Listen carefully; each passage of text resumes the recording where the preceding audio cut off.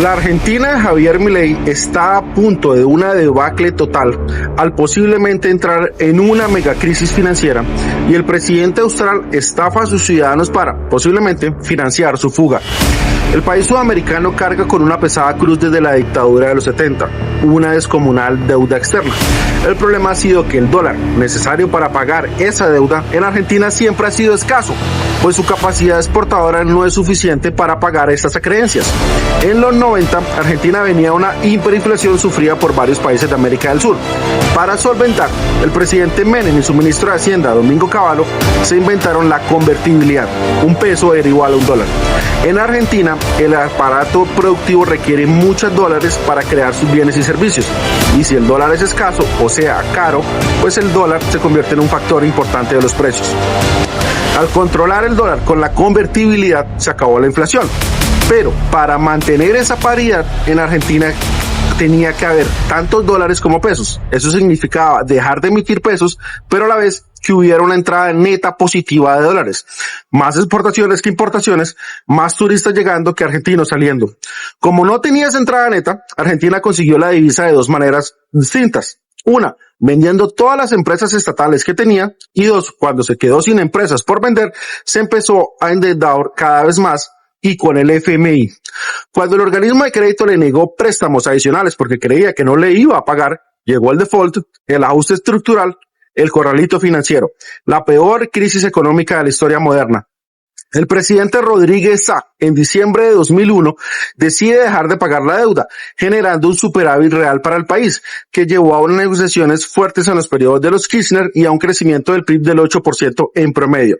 Algo importante, Néstor Kicillof, ministro de Hacienda de Cristina Fernández, negoció con los acreedores y acordó con el 92% de ellos un recorte de la deuda. El 8% restante, los holdouts, no aceptaron los términos y empezaron litigios. Con eso se había solucionado el problema de la deuda externa de Argentina, porque la negociación de los Kirchner redujo en 32.000 millones de dólares la deuda, haciéndola factible de pagar. Pero vendrían los neocolonialistas a saquear el país. Con la llegada de Macri se echó para atrás lo negociado y se honró la deuda de los holdouts, pagándoles 9.000 millones de dólares, los que financió con nueva deuda del FMI, la más grande en la historia del fondo, 50.000 millones de dólares, que se usó para pagar a los acreedores y para financiar otro de los grandes problemas de Argentina, la masiva fuga de capitales. Lamentablemente el gobierno de Alberto Fernández y su ministro de Hacienda, Martín Guzmán, se pasaron 4 años buscando que se les condonara esa deuda, lo que fue imposible, y eso afectó a las finanzas públicas y disparó de nuevo la inflación. Prometiendo acabar los altos precios, llega Milei a la presidencia. Su plan era seguir al pie de la letra la receta neoliberal, recortar el gasto del Estado, generar con eso un superávit fiscal y según ellos eso haría que la inversión extranjera llegara al país con los dólares que necesitaban. Para eso se recortó todo el gasto social del Estado, generando incluso las movilizaciones de los pensionados a quienes atacó con la policía. Pero, a pesar de su éxito, la inversión no llegaba. Como seguía necesitando dólares, hizo la operación de blanqueo, con la que permitió que todo aquel que tuviera dólares no declarados con el Estado lo hiciera impunemente. Y obvio, fue un éxito, pues fue aprovechado por ciudadanos en todo tipo de actividades. El problema para Milei es que superar la inflación es un tema mayor, pero como dijimos, en su país un dólar caro impacta en los precios. Entonces Milei tomó todos los dólares al alcance del gobierno, incluidos los del blanqueo, los de los ahorradores y los pensionados, y los vendió en el mercado, buscando bajar el precio de la divisa. Con eso crearon un dólar artificialmente barato que claro, controló la inflación, pero al igual que en los 90, generó una enfermedad holandesa. Un dólar barato favorece las importaciones y los viajes al exterior, mientras encarece la exportación y la visita de turistas. Argentina hoy gasta más dólares de los que recibe, como en los 90, haciéndolos no escasos ya, sino inexistentes, reservas negativas en el Banco Central. En ese escenario, la semana pasada fue el FMI a Buenos Aires para analizar una nueva línea de crédito y lo que encontró, según el profesor de la UBA, Juan Enrique, es que Argentina tiene un déficit de 70.000 millones de dólares, por lo que debe en deuda externa a importadores y a empresas internacionales que busquen sacar sus ganancias al extranjero. Por eso se va a la misión del fondo del país sin decir una sola palabra. Hoy, todo el mundo sabe que el dólar barato es temporal, que es insostenible, porque el Estado se va a quedar sin dólares para vender en el mercado y tendrá entonces que devaluar.